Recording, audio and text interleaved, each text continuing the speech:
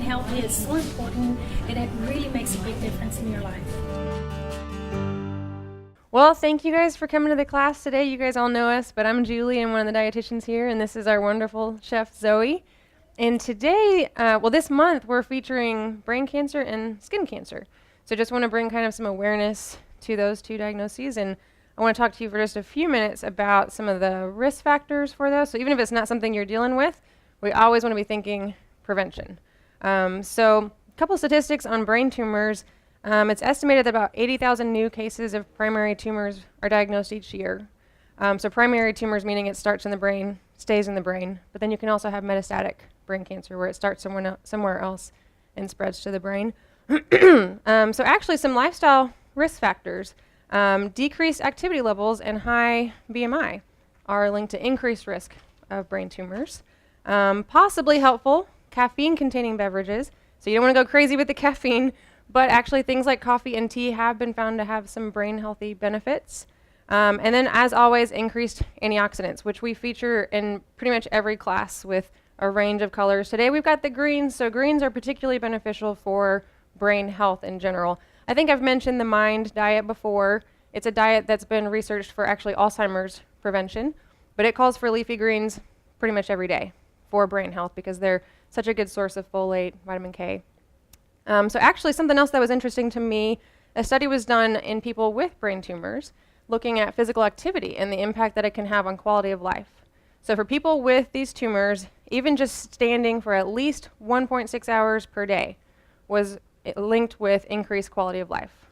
So you don't have to be doing anything intense, but just on your feet. Whereas if people sat for more than 20 hours a day or they were laying down, it was linked with increased risk of depression and decreased quality of life. So just getting up and moving, not even thinking of it like exercise, but just movement can really impact how you feel. One thing we talk a lot about with these types of cancers is managing symptoms. So some pretty common symptoms of this, whether you're going through treatment or not, would be maybe nausea, diarrhea, even constipation, or just fatigue. So we always want to be mindful of some things we can do diet-wise to help manage those symptoms. If you're feeling nauseous, actually something like a soup might be kind of comforting. On the other hand, sometimes hot foods are not a great idea because they can have strong smells, which can kind of bring on those waves of nausea. So sometimes just cold, really bland, low-fat foods are the best option. For constipation, lots of fiber, which you will get from these lentils that we're going to be making for you today, also from the quinoa. So increasing fiber, increasing liquids, and then the soup is also hydrating as well. For fatigue, small, frequent meals with protein, low sugar. You want to keep your blood sugar very stable. And then diarrhea, might not be a good idea to have the lentil soup if you're having diarrhea because it's going to be probably too much fiber. You want to keep it very low fiber in that case. And then for skin cancer, so something interesting to me, we know obesity is linked to increased risk of a number of cancers. It seems like they're adding to that list all the time. It's actually a slight risk factor for skin cancer as well. So just another reason to work on maintaining a healthy weight.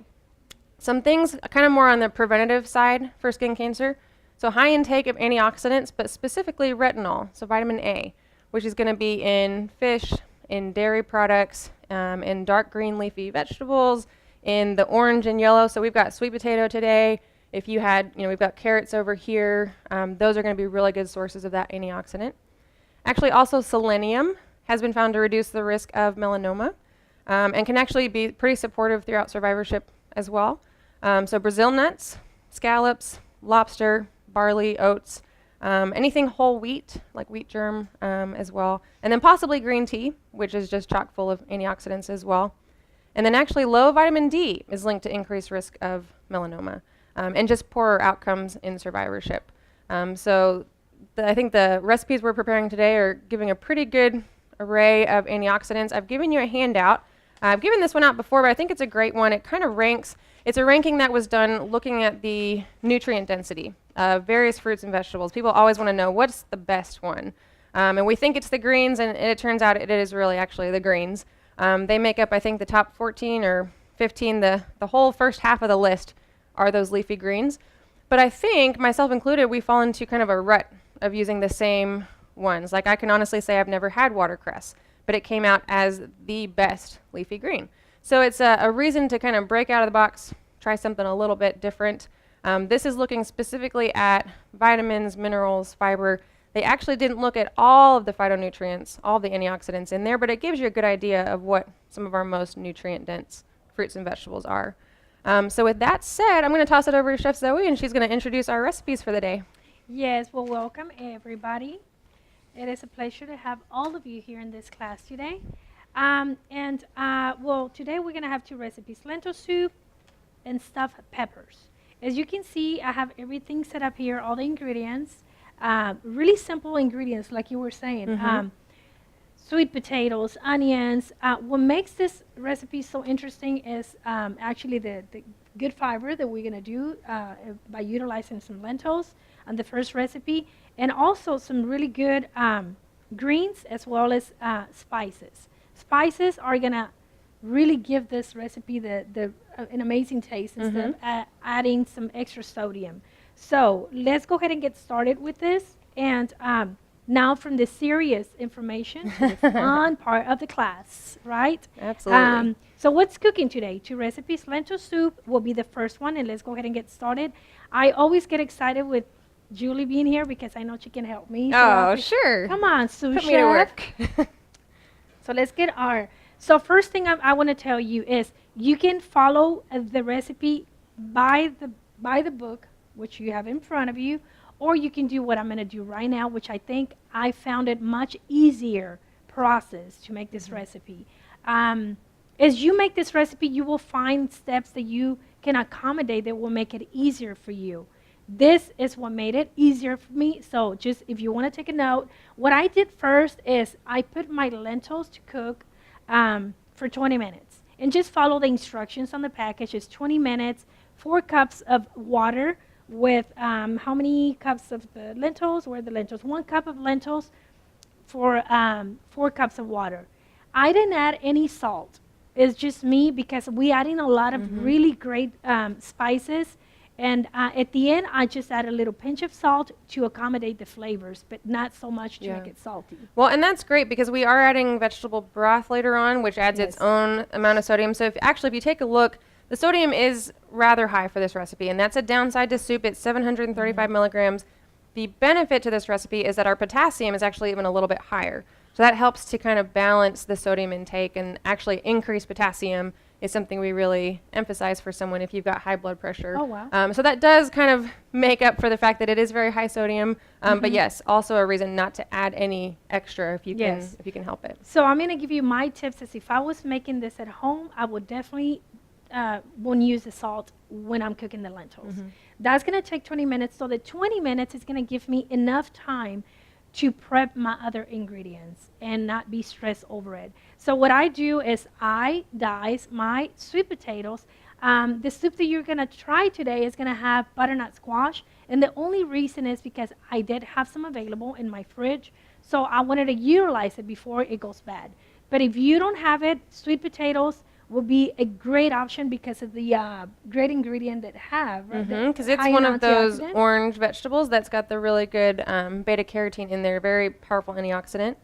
And I think that's a nice thing about a soup is that you can kind of make this your version based on what you have that day. So if you have sweet potato, or if you have butternut squash, if you have just a white potato, you could throw any one of those in there and have a really good outcome. Absolutely. And so the next step, if you don't want to follow exactly the recipe, I'm going to tell you what I would do. For this recipe, it tells you to caramelize the onions. And the only reason I'm assuming is to add some sweetness to the soup. But onions, when you cook them, regardless, they're going to give you that kind of sweet hint of flavor. So therefore, I'm going to do it how I think is going to be much easier, and not so much because I want the sweet flavor of the onions. So I'm going to put the sweet potatoes first, and I'm going to just completely skip the process of caramelizing the onions, right? So I'm going to do that with the onions together. And I'm just going to, and the reason why I'm adding the sweet potatoes first is because if you notice, it is the toughest ingredient here as far as texture. It's going to take much longer to cook, so I'm kind of like minimizing the cooking time that I'm making this soup. So the lentils are almost ready. I'm going to turn them off. And I'm going to give you a spoon so you can help me, sous chef. That's my job. So I don't know, for whatever reason, it really helps me as a chef when I'm stressed out and I have to do a lot of computer work.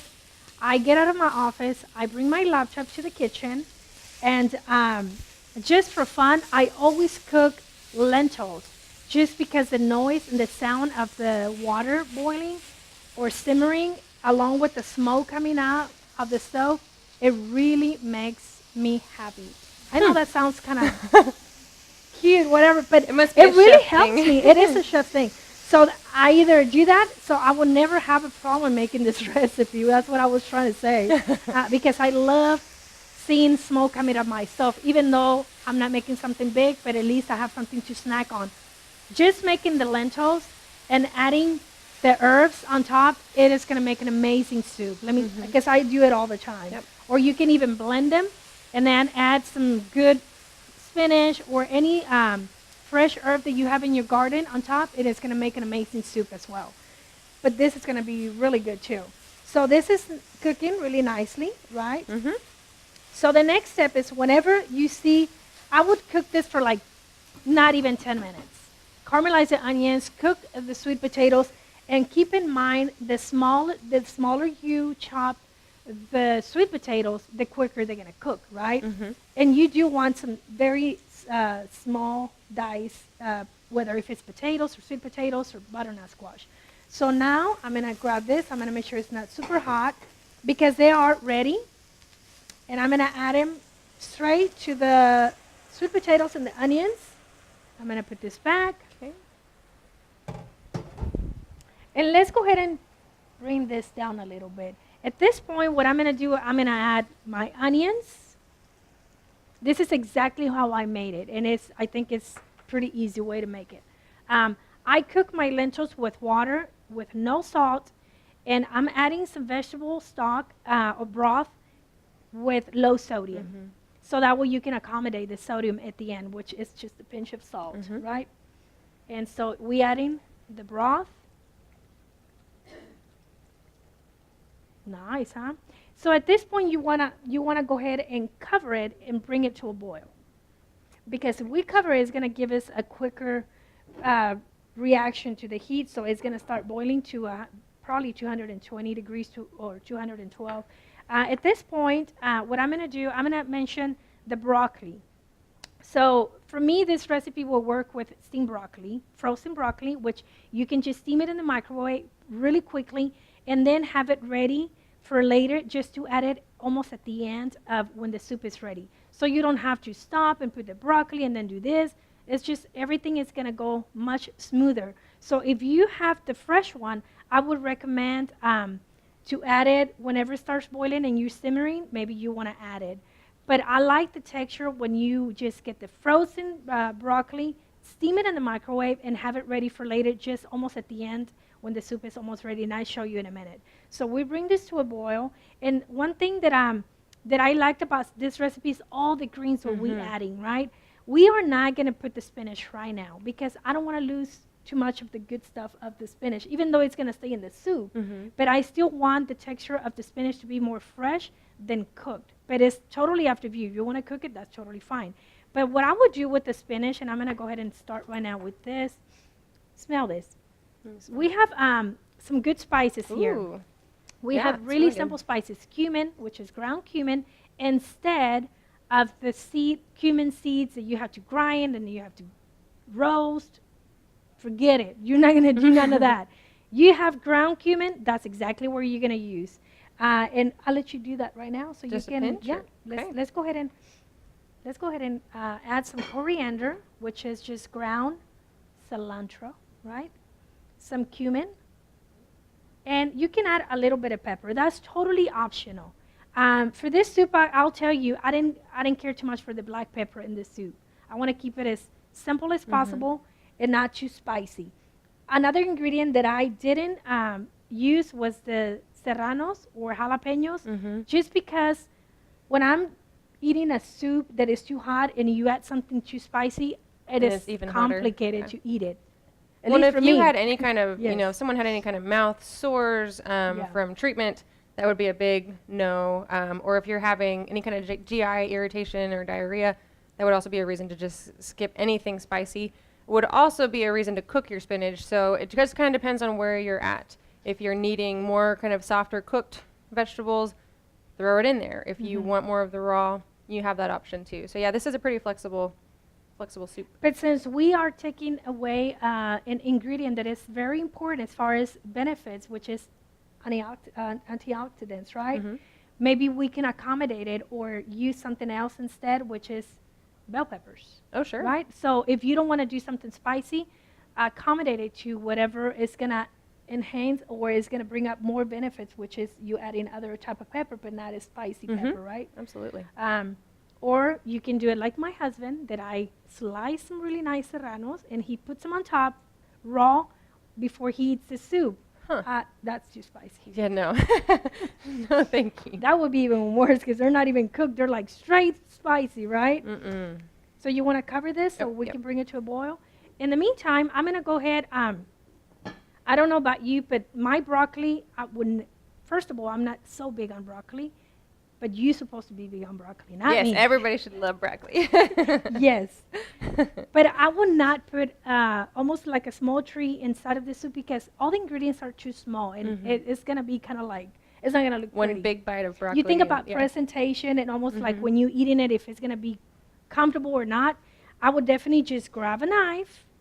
And you don't want to lose the hard or the tough part of the broccoli because it's good stuff as well, right? I'm not going to throw anything away. Okay, I'm watching you. So we're just going to pretty much just dice it or chop it like just like this because we're going to save it for, this is cooked, this is steamed and cooked, ready to go into the soup.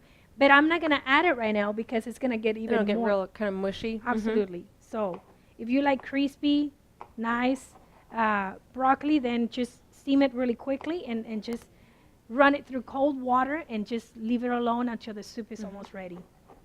So another ingredient, I know we're doing greens, but would it be okay to do cauliflower? Oh, I was just thinking that. They're in the same family, that cruciferous family that we emphasize all the time for cancer prevention. So you could do either or, you could do both, sure. Okay. I mean, the greens are kind of a theme of this, but cauliflower, I think it's left out sometimes because we always, hear, oh, don't eat anything white. Well, except for cauliflower and garlic and onions. I mean, those are still really good for us. So I would throw them in. So if we do another greens, because we want to go super green with this soup, we do green lentils. We can absolutely do some zucchini, right? Sure. Zucchini can be cooked right now when the water, not when with the onions and the sweet potatoes, but at this point I think you can add them so they can stay nice and crispy. That will be the process, or actually the step to put them at this point of the cooking process. So broccoli is ready. I'm going to put it aside. And even just thinking like a different type of leafy green. I know I've done a lentil soup before with mustard greens. So that was something, I was probably the first time I'd ever had them. First and only time so far, but I plan on using them more often. But mustard greens, even beet greens. Beets we know are fantastic for us, but a lot of times the greens get chopped off and tossed. And the greens are up there, they're number 4 on the list as far as being one of the most nutrient-dense greens we have. So don't waste any part of the vegetable if you can. Cook the beets, roast the beets, however you're doing those, and then keep the greens and toss them in a soup. Absolutely. I totally agree with you. So this is ready. We're going to turn it boiling down a little bit. And at this point, I'm going to go ahead.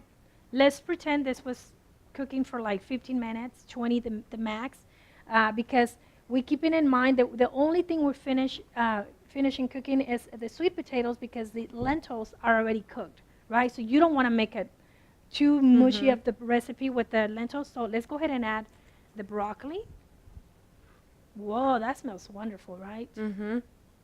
And if you want it like more thicker of a soup, then you leave it like that, or you add a little more either water or more of the vegetable stock or broth. And I would recommend that if you do that, keep this nice and warm over here because you don't want to bring the temperature down of the soup. So you want to keep it even, nice and hot instead of adding it because you're completely going to kill the vegetables and it's going to change the texture of everything. So let's talk about herbs for a minute. So if you have cilantro. I almost forgot what this was. I'm kidding. Okay. That one green one. Parsley. Parsley. I love parsley, and I really like the combination of both. For whatever reason, I really, really like it. So I know the recipe calls for what? Mint and cilantro, but you can absolutely do both. Another ingredient that I added to the soup that you're going to try is basil. Just because it adds that romantic kind of flavor to me. I think it's pretty romantic. Oh, I love basil. I don't Yeah. know. For whatever think reason, so. that's what I feel. But if you like romantic, It's because it's an basil. Italian food, and you think of like the candlelit, Italian dinner with the basil. Yeah, Yes. that's the picture I get. I love, yeah, exactly. You're right. And I have fresh mint, and let me tell you, this mint comes straight from our Charles Cafe garden. Wow. Smells wonderful. Oh, it does. You know it's organic because they're so small and so cute. That's how it's actually like supposed to look. really I think Yeah. so, yes. Okay, so let's go ahead and add the basil. And at this point, my broccoli, remember, it was already cooked, steamed, and everything. We're going to turn this off because sweet potatoes are cooked completely. It's been 20 minutes. So at this point, that's when I'm going to add the herbs because I want to keep the freshness of the soup. I don't want to just kill the herbs just in the heat. So I add them at the end. So let's go ahead and do some basil. And just like that, we can add it to the soup. Look, you feel better if you can help me. I know, if I'm doing stir this. something. Yes. Okay, so It smells good. we have some really nice parsley here. And for this, we're just gonna go like that, just a little bit. We're not gonna use the whole thing. And for this, what I like about herbs is that you put as much or as less as you like. When I make my soups, it almost looks like an herb soup instead of something else because I love adding so many herbs. And now that I have my garden for herbs at home, I use them all the time for I'm everything. So every time we go to the store, my husband is like, please no more. Because I'm like, can I get this? Can I get this new herb? Can I get some dill? Okay, so, but when you go outside to have a tea or a coffee in the mornings, you can smell the mint and everything, and it smells so wonderful. We have someone here that is has a beautiful garden, right? With right, yes. Oh, good. And we have some cilantro. Well, these add so much flavor that you don't really need any extra or pretty minimal salt. Yes.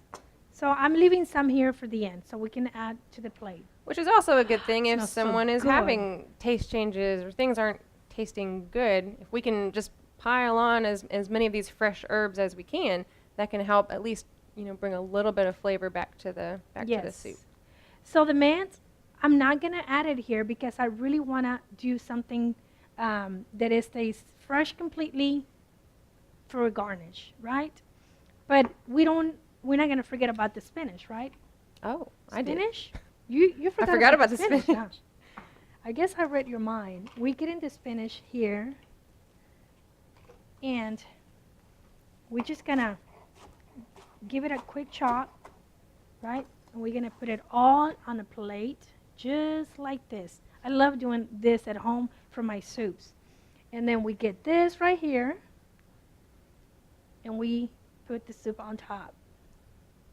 So you don't cook the spinach at all. You can have something that is completely fresh and is gonna not change the texture.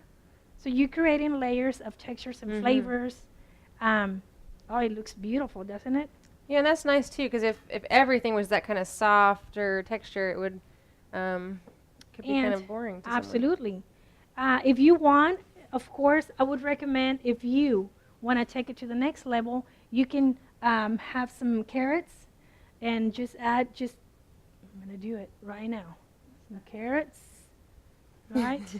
Why am I telling you you can? You can, look. Of course, you can do that. Even if you have like bell pepper, I think that'll look really nice. And those are just ideas that I'm giving you. If you don't want to do all this work, then you don't have to. But red is going to look beautiful, right? So you just bring in this recipe to a totally different level, which is VIP level, like the people that we have here today. And for the mint, just put little leaves on top.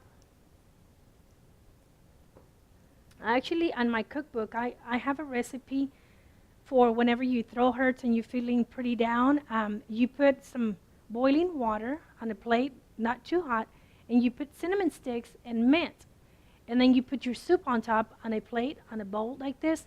And when you eating the soup, all the steam from the cinnamon and the mint comes, and you can put ginger as well. It makes you feel so good. For sinus problems, I think it works really well. I think you need some right now. I think I right? do. Can you make me some? I'll make you some, yes. That would be great. So, this is our amazing lentil soup. And I just showed you a very simple way to make it without following every single step on the recipe. But if you have time and if that's therapy for you, then go ahead and follow everything by the book. This is a simple way, and we're going to go ahead and jump to the other recipe. Is there any questions so far? I'm really excited about the other recipe because I love quinoa. Do you like quinoa? Isn't it great? Huh? When I fix a quinoa, really, I want to show you something. I think I've showed you this before, but I know that you follow the instructions by the book in the back.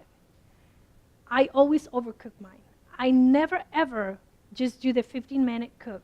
I do way more, like 25, even 30 minutes, because the texture is a big deal for me. And this is what I like. I don't like to feel like I'm eating hard seeds the whole time because it hurts my teeth. Like the texture is not really nice. Huh? Bird seed, I think is how she described it. Exactly. You don't want that. No. You want to feel almost like you're eating rice. Because if you are utilizing quinoa instead of the rice, then you want something that is almost the same texture as that. So you wouldn't miss it so much. Because if you eat it the wrong way, that's it. You're not going to try it again. And that's what I've heard with quinoa. I don't like it because I don't like the texture. And I'm like, but how do you make it? And following the instructions sometimes is not, maybe it's the way you're supposed to eat it, but I don't like that texture. So I go beyond that. So this is the texture you need, Julie. Okay. Take a picture. I'm kidding. Okay. The other ingredients are celery, which is a super amazing ingredient that goes well with almost everything. I love it for my seafood dishes, for any salad, for the soups.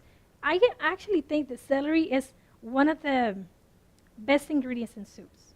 I don't know if you feel that way. But celery adds that freshness and a good texture, and the smell when you cook in celery, it smells so cozy and kind of like home sweet home, and that's what we want when we don't feel 100%, right? Absolutely. So celery is one of my favorite ingredients, and I forgot to tell you, we have lemon juice for this soup. We're going to add it right here, and it changes completely the whole concept of this recipe. It really helps you with nauseous, right? Yeah, it I think when I feel nauseous, I add lemon to my soup, and it really makes a big difference. Yeah, and it just adds that other element of flavor too, I think. Yummy. If something is, if foods are tasting kind of bland to you. So the next recipe, let's go to the following recipe, which is stuffed peppers. Let's do this recipe in a totally different way that is not gonna make us turn this on the oven. Why? Because it's not super cold outside. No. And if you working here in the kitchen by your stove, you don't want to do two different elements. You want to keep it simple, and that's exactly what we're going to do today with the bell peppers. So we're going to move the soup right here, and we're going to bring this over here. So you do need something that is going to have a cover, right? Because you're almost steaming the peppers and not so much roasting them. So let's turn this on, just like medium, so we can keep it nice and hot.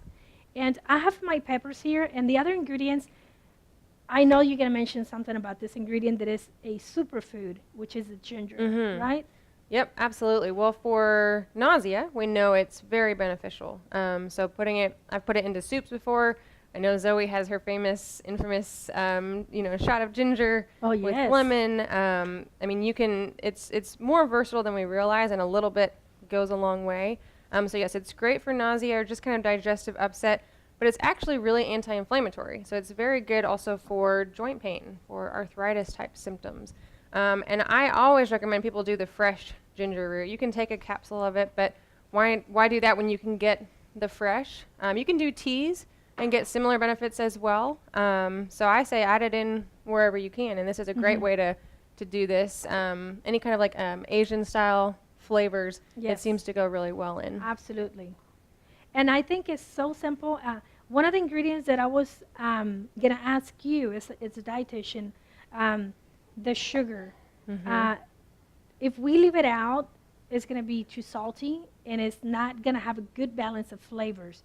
So I love raw honey, but some people don't like the flavor of the honey. Like my mom, she feels like honey doesn't go with savory dishes. She's like, no, I don't think I can do that. But honey will be a much better option, right? Especially if it's raw and it's local honey that helps you with allergies. So yes and no. It is raw, organic honey is a little bit better option, but ultimately sugar is sugar as far as how the body treats it. I was so excited. So it's not a free-for-all per se. I would say in this instance, use what you like. So I'm not a big honey person either, so I might not go for that, but it's a teaspoon for the whole recipe for 4 servings. So the amount that any one person is getting from this is pretty minimal. So it's not something I would be overly concerned about. But yeah, it is kind Stevia will be a good option, right? Yeah, it would certainly add some sweetness. Some people don't get like a bitter aftertaste from it. Yes. But it would be a more natural sweetener without adding sugar. But yeah, it is kind of a back and forth debate on the honey versus regular. In some ways, honey is a little bit better, but if you're really trying to watch your sugar intake, you got to watch it across the board. I guess because I'm cutting completely sugar, so I read the labels pretty careful. I don't eat processed foods, but when it comes to sugar, I'm like, honey. Well, and sure. I thought, whoa, I'm doing so good. Well, no, and I'm not you putting are. sugar. You cut out the processed foods, which are the biggest sources. So you get, a certain sugar budget for the day, right? So the American Heart Association says, okay, for women, we can have 6 teaspoons of added sugar for the day. Men, you get 9 teaspoons, which never seems fair to me, but that's just the way it is. So you get 6 teaspoons to work with. So if your thing is honey and you've cut out all those other sources of added processed sugary foods, then you're absolutely okay to add in a little bit of honey here or a little bit there, as long as it kind of fits into that budget. So it's not something that has to go 100% completely. Okay. Right? There's definitely room for it. Just so I can use a teaspoon that calls in the recipe. Yeah, no I problema. would leave it. Good, we can leave fine. it. Yeah. If she approves this, I feel much better. I approve. Yes. If you look at the nutrition facts on this too, it comes out to 1 gram of added sugar for this recipe. So that's really pretty minimal. Not something we, would be concerned about. Good information, Julie. So what I did, I'm cutting my bell peppers, right? And I always try to get the ones with the really nice little stem. Yes. So for this one, I'm going to add a little bit of olive oil, just a little bit. And I'm going to get a spoon, and I'm just going to make sure that all the pan is covered with olive oil.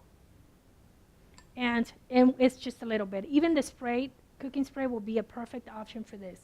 So let me turn it up because it was off. Oh. This was on. I'm glad you didn't touch this. I'm Julie. glad I didn't either. Well, in the meantime, you can talk about the benefits of bell peppers because this recipe, the main ingredient is the bell peppers, along with the fiber and protein from the quinoa, right? Because quinoa has 9 essential amino acids. Yeah, it's about 9 grams of protein per cup, so it's one of the highest as far as the grains are concerned. And bell peppers are great. They're actually a very good source of vitamin C. And we get asked a lot of times, is there a difference between the red and the yellow and the orange and the green? And there's really pretty minimal differences. One thing to note is that the green, I don't know if there's any actual evidence to back this up, but very frequently comes back that people have digestive issues after the green. It seems to cause more issues with heartburn or reflux or just kind of stomach upset. So if that's you, I would go more for like the yellow and the orange seem to be the most mild to me, and then the red, is kind of in between. But across the board, you're going to get just a very good source of vitamin C. And it's always good to eat from different color groups. So with peppers, you could cover several colors within this. I think this green family. is the most boring one to me. I don't know why. And I usually just leave that one for whenever I really don't have anything in the fridge, I use the green one. That's just me. Option. I love green stuff, but for whatever reason, bell peppers, when they come to the green ones, I feel like, Okay, I'm gonna use it with fajitas or whatever. But I love the yellow one and the orange one, just because I'm all about presentation. They look beautiful, and the flavor. I really love the flavor of the orange and the yellow one. It's very mild. It's just me. You can cut it lengthwise, right? Or you can cut it like this, but it's gonna take longer and it's gonna be harder to cook. So we're gonna go ahead and cut it just like this. And the red one looks really nice, doesn't it? It's gonna make a really great presentation. All the seeds out. So we have 2 bell peppers.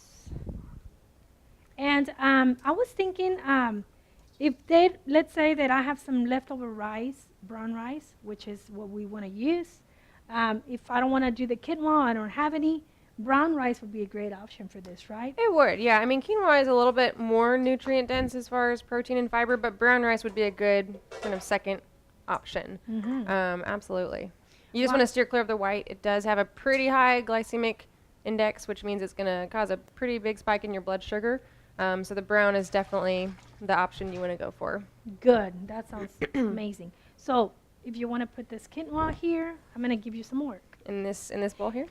Yes, let's put some quinoa. I'm going to dice my chicken. And what I did is I usually on Sundays, I bake a lot of chicken in the oven so that I can make meals throughout the week. I have a really good protein available that is cooked and I don't have to come home and cook it. So I would recommend that you put all the chicken in the oven, 375, and just let it cook for like 20, 25 minutes. And the only thing I added here, it was a little bit of olive oil, a pinch of salt, and black pepper. You don't even have to add salt if you don't want to because you still adding it to additional recipes, right? So that's all I did, and I have it available throughout the week. So I'm going to dice it pretty small, right? And Zoe, I feel like you could almost keep this entirely plant-based if you wanted to, and maybe throw in like a few beans or something in with the quinoa if you didn't want to do, if you were trying to do less meat or you want to go meat-free for a day. Chicken is certainly a good lean option, but the more plant-based we can do, even the better. I'm going to tell you what I've utilized before instead of chicken. Some mushrooms or some tofu.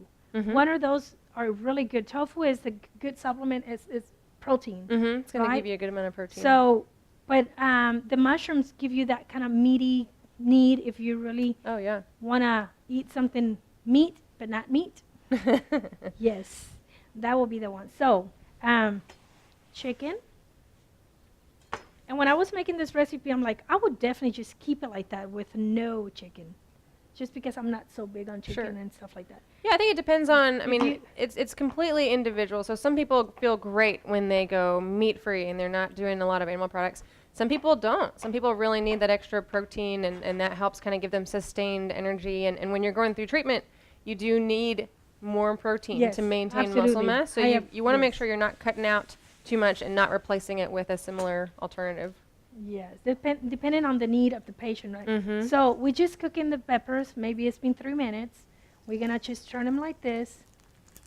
And then I'm going to show you a trick that I do when I'm kind of like in a hurry. Let me just grab it really quick.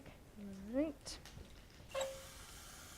I keep a little bowl of water next to me. And I usually do this with veggies or with meat, with chicken. And I add a little bit of water. Not a lot, just a little bit. And then we're going to cover it, and we're just going to steam them. But they're not going to be roasted. I mean, you're still going to cook them to a texture that you want. Some people don't like the peppers to be overcooked. Some people like them really crispy, or some really like them extremely cooked. So it is totally up to you. Steaming over here. They're popping. They're mad, man. What's going on? I'm going to stand back. Yeah, your white I know. I'm just gonna. It's not good for that. So let me turn it down. They are dancing or mad or one or the other. Okay. In the meantime, we have quinoa. We have chicken here. Beautiful, huh? It looks so easy when somebody just preps all this stuff does for it, you. yeah. Yes. And I like the red quinoa here too, because if you had the lighter color, it would all be just kind of that uniform. Absolutely, I totally agree. I like the red one. Yes. Okay, so we are adding a little bit of olive oil. I was going to ask you this when I was making this recipe. If we keeping the recipe a little Asian style, Wouldn't it be even better if we do sesame oil? Sure, Would you that- could. That would certainly add a lot of flavor. I think I even put on the recipe you could do maybe a little bit of coconut oil. I don't know what your thoughts are about that. If you melted it, if you like that kind of flavor, that'd be a fine option as well. So now the reason why this is popping over here is because the oil and the water, they don't get along. We know that, right? So if you do the spray, that will be a better option, because otherwise you're gonna do this like my husband. Stand back. Trying to. Well, now it's kind of calm. They're getting along now. They're getting pretty along. So it's feeling nice and soft. And I think this is a much better option than turning the oven on just to put them in the oven. And all these ingredients are already cooked except for the celery. So you can cook the celery on a different pan, saute pan. But if you don't care to eat it raw, I like it raw. Little bit of a because crunch, when you, because you're eating it almost like a salad. Carrots go in here. You can definitely just cook it or leave it raw, whichever one you like. It's still going to steam for the second time with the peppers anyways. Okay, so this is the solid ingredients. I'm going to go ahead and work on my other ingredients. And I have my little, one of your favorite tools here. Oh, my boy. garlic presser for you, I'm busy Julie. stirring. This is can the do cutest little. this. Oh, you're gonna make me do it? Yeah. This is easy. This is my workout for the day. She was trying to get away with that. You know, it always ends up being harder for some reason. I don't know. And here? Yeah. Oh, and here. Oh, see, that was easy today. That was really easy. This is the cutest little spatula. Yeah, like a little or spoon. little thing. So just Okay. mix it. The reason why I'm doing the garlic over here is I want to give her something to do. Because you can definitely put it on the sauce and mix it with the sauce and then add it here. But as you talk and you do this, Sure. it looks professional. Yeah. Right? So I have soy sauce because I don't have the other sauce. The tamari. So- And we were talking, you could use maybe like the coconut aminos if you're trying to avoid soy. That'd be Yes. a very good alternative. Remember, just use whatever amounts you have on the recipe. The only difference on the soy sauce and the other one, the tamarind, is wheat. Either the tamarind has a little bit or none whatsoever, and the soy sauce has wheat. Yeah, it'll contain Right. gluten. So if gluten is something you're trying to avoid, you definitely Yeah. don't want to do the soy. So that's the only difference. If you really want to stay away from that, I would recommend that you use this. And they have it in a lot of the organic supermarkets. Yeah, and it'll usually be everywhere. like on the Asian Yeah. food aisle.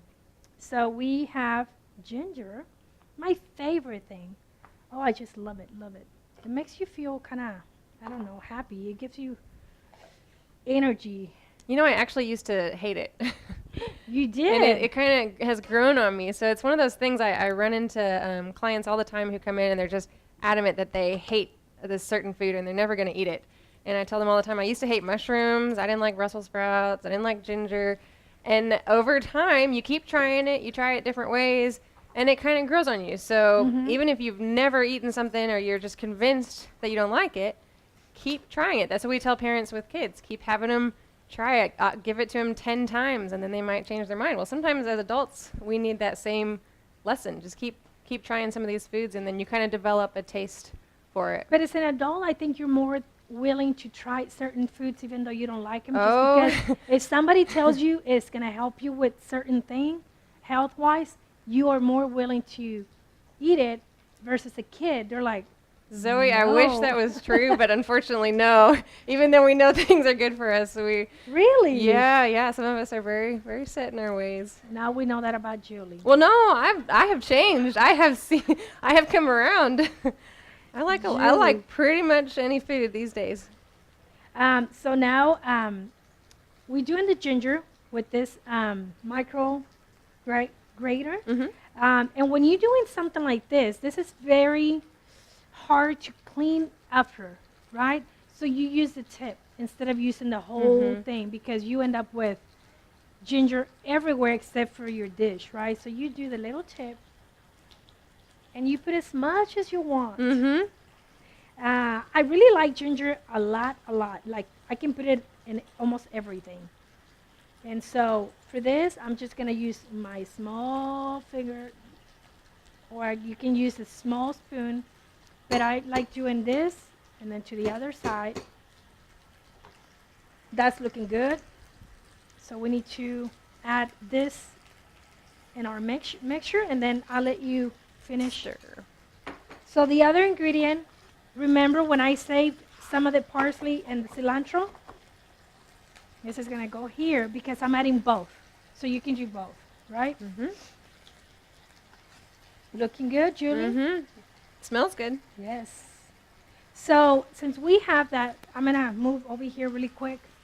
And I'm going to get one of the other awesome tools. Peppers are amazing. The texture is just something that I would really like to eat. It's not really like all the way cooked, but it's nice and soft. So let's turn this down. I get this. And I'm not going to even bother to take them out. I just go straight over here. Make it as easy as possible. Mm-hmm. Of course, you can make more than 4, but you need a bigger saute pan.